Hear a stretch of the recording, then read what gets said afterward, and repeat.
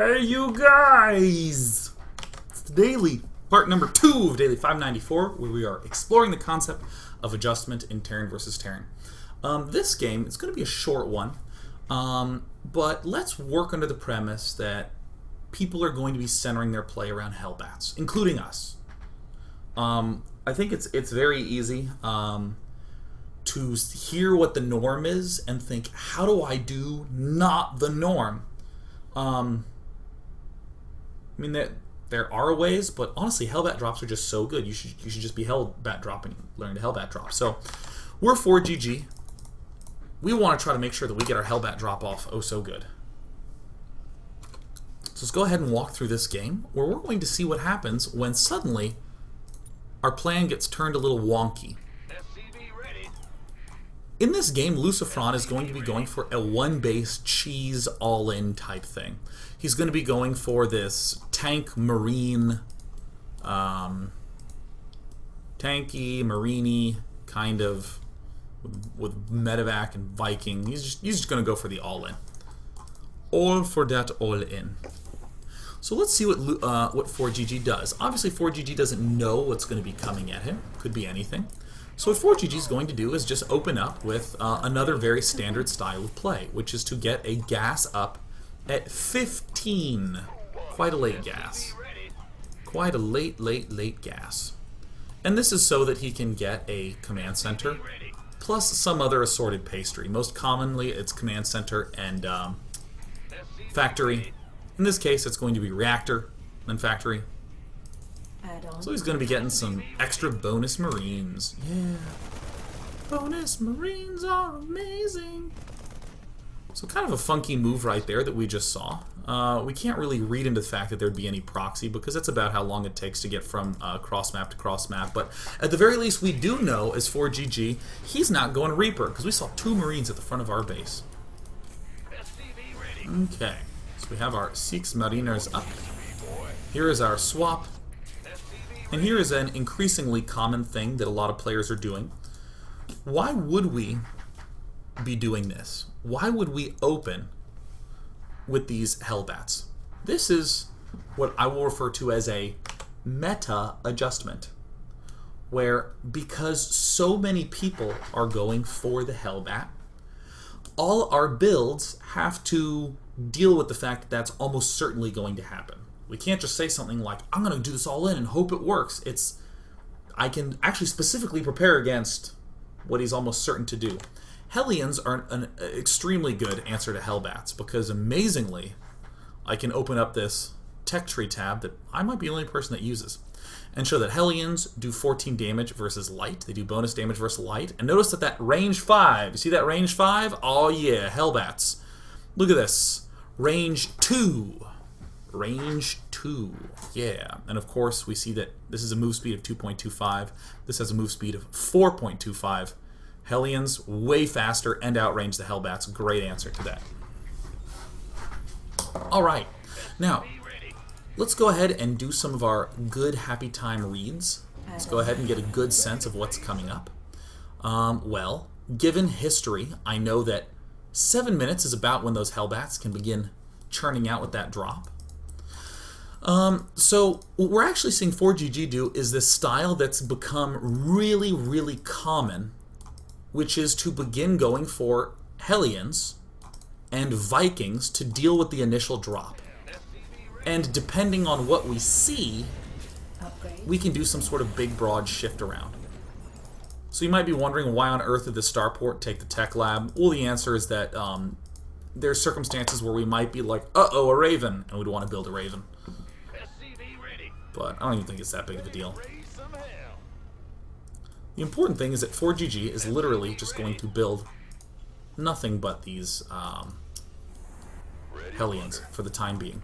Thanks to these 6 Marines, if for some reason ForGG is wrong and is not up against some sort of Hellbat drop, which by the way would only really be able to start now, if he wasn't up against it, if he was up against some sort of Marine Marauder push, that's what these Marines are. They're there to hedge against that a little bit.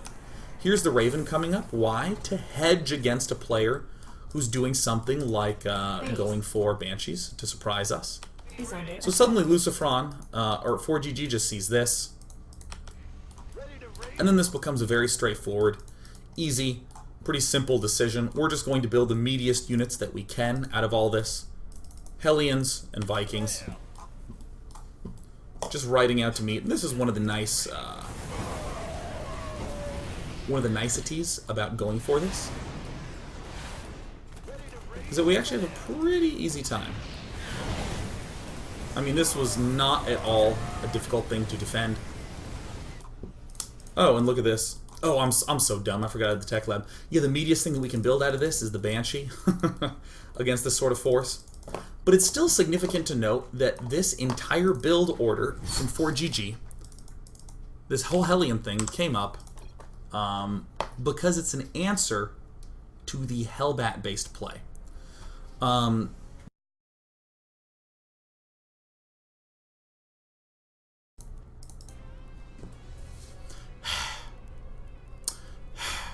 That very short game showcases something that's really, really important. You might do a meta adjustment, like say to yourself, I'm going to build Hellions and Vikings to deal with this kind of drop. But even if you do that, you still have to have answers to the other types of things that can happen. This is why we say adjust, but don't change. Adjust, but don't change your build entirely. If you'll note, ForGG's setup still has the potential to go into Hellbats and this sort of thing, but really must still be flexible enough in those other spots. We're now going to watch our first semi-long game. Yay! Alright, test number 2. Are we crackling? I hate it when this happens. For some reason, when you close a replay, by the way, do not say yes or no. Please say test 2 crackles or test 2 no crackles. Because you can't say yes or no, because there's somewhere between a 5 and 90-second delay. Don't say still crackling, because I don't know what that means. Alright, test 3. This is so interesting. This is the most interesting part of the daily. Test 3. Test 3 crackle, no crackle. Test 3 crackle, no crackle. Oh my god, that's such a long... Alright, test 4. Test number 4. Test number 4. Test number 4. Crackle, crackle, test. If you're watching on YouTube, just skip it. Check, check, check.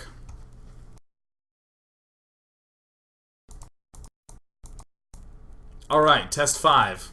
Testing number 5. I just muted it and unmuted it like 50 times.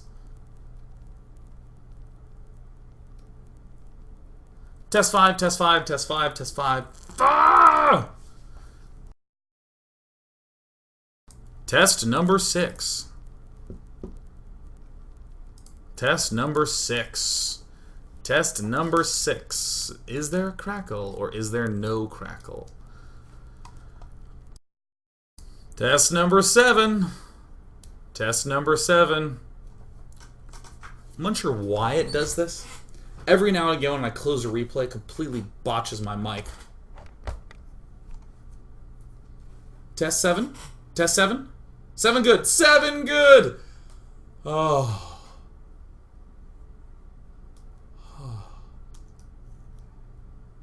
Oh, thank goodness.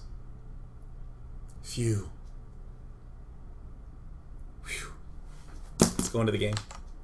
Okay, so this style from ForGG, we saw how it functions versus more traditional all-ins, but now we need to see what adjustments, not big changes, shifts, or any of that stuff, what big adjustments will ForGG perform when he is up against a Hellbat dropper. And in particular, what adjustment will LucifroN make in response to seeing what ForGG is doing. So, kind of an early gas, like 14. There's the early expand from LucifroN. He'll likely be going for the double gas quite swiftly, as we should be able to see coming up now. There's one. Oh, he went Command Center first. Nice. He went Command Center, gas, barracks. Good, good, good, good, good. Okay. ForGG. Wow. Doing something broadly considered not so. Whoa. He's going for a one base play. Is it gonna be a Banshee? Ah! There's so much swapping going on. Ah! It's a cloaked Banshee. Gasp, ghastliness.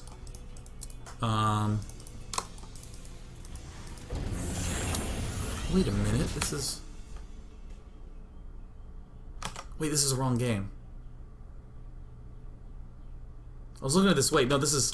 I'm sorry, my notes were wrong. I just opened up the wrong game. Oh my god. Oh god, we have to close a replay. Oh my god, normally this wouldn't be a big deal. Normally this wouldn't be a big deal. Oh, thank god. I knew that... I don't know if you heard doubt in my voice at the start of that game. I was like, wait, this isn't what I think it... Alright, this is the game. Alright, okay, there we go. Phew! Alright, in this game, we're going to see ForGG do something very similar. Oh, thank goodness. Oh, thank God. What a relief. Oh, it was such a disaster prior. I was crackled distracted. Alright, there's the early expand from LucifroN. He's getting his early gas. He's going to get his barracks up. Okay, there's the reactor. Oh, thank goodness. Okay, there we go. So allow me to posit to you once again, what do we when up against a player who is going for those Hellbat drops? Those pesky, annoying things that ruin everyone's day. So there's the Swapperoo. I will go to the ForGG camp. Doing this usual swap, doing the usual scout, doing the usual expand. Viking coming up first. These first two Hellions, joined by others as they continue to pounce forward. Viking is chilling at the back door. So there's some checking that's going on over here.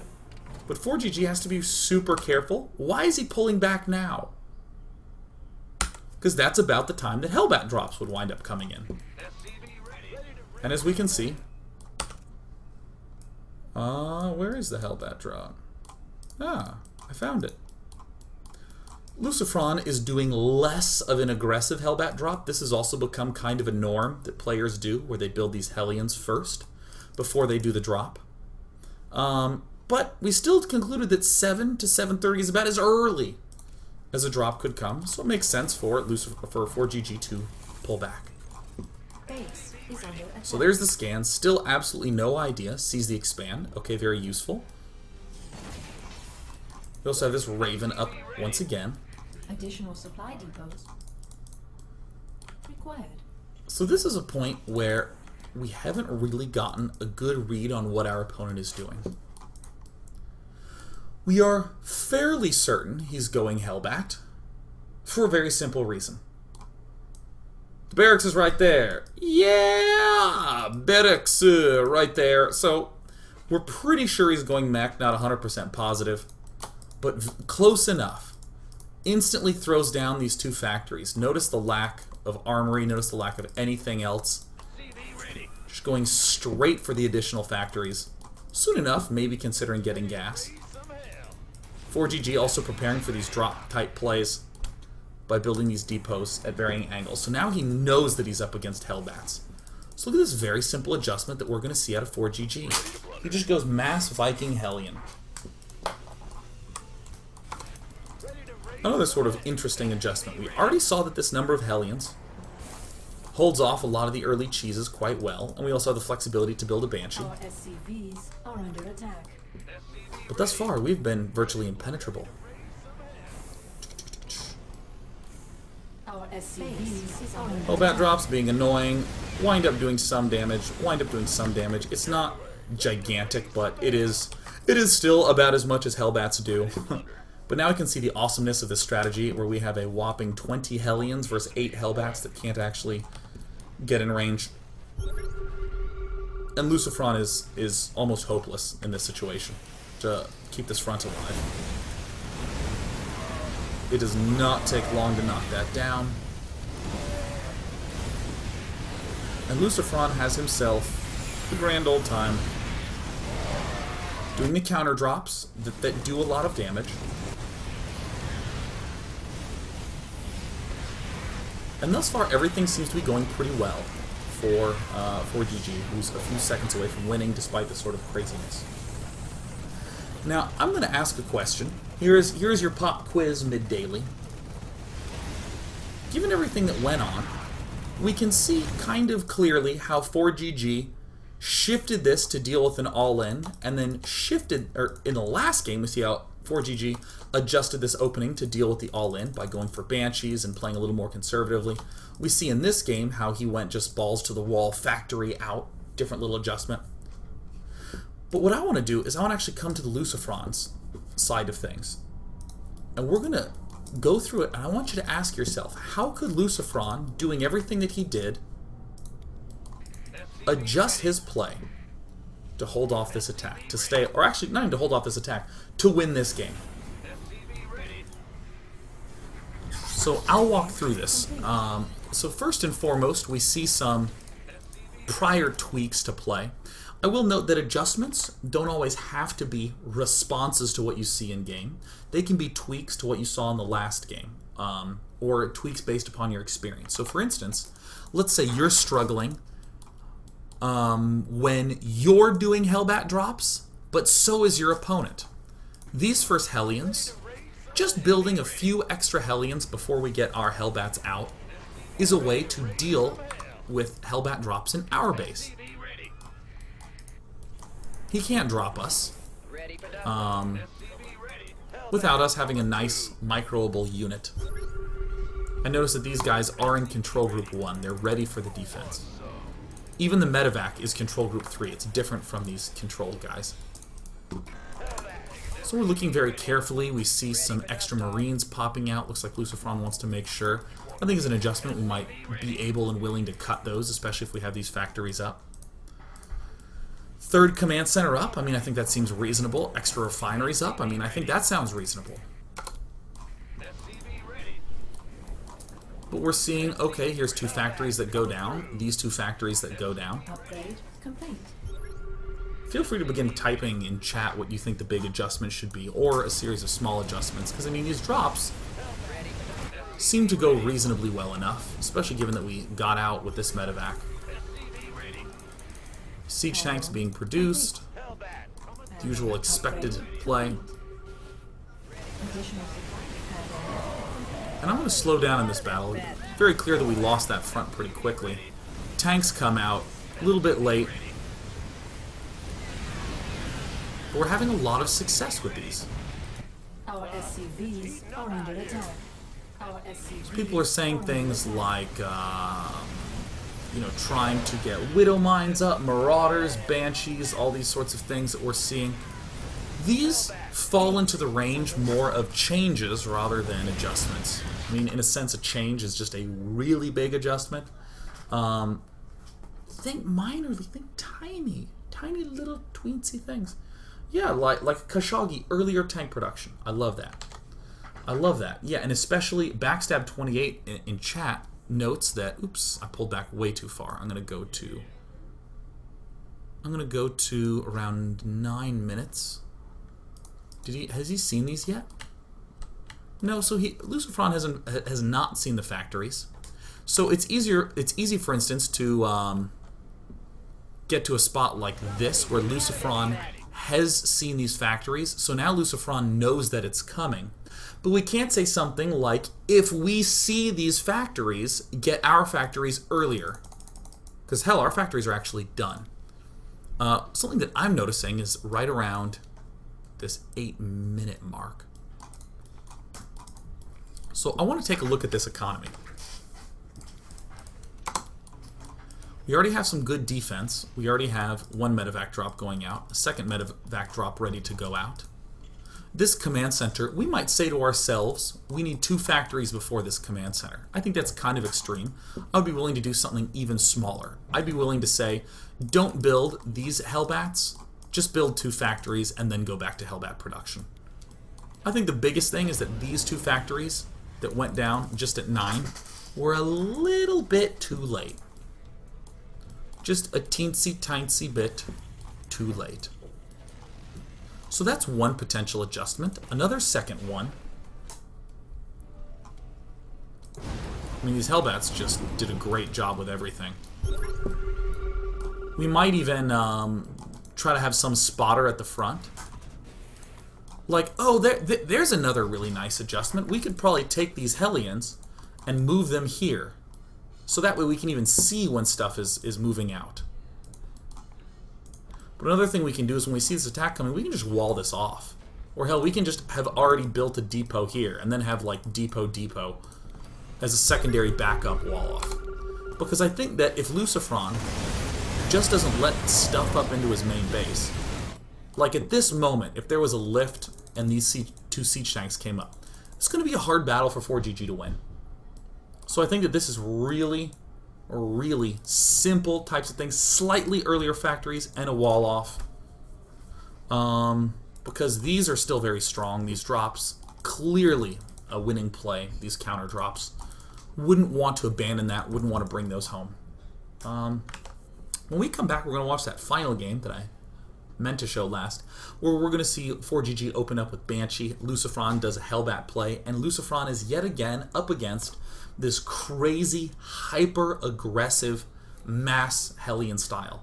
So we'll get a chance to see what adjustment LucifroN made between the now and then to fix it. On to a break in the middle of this jet lag cast. On a break.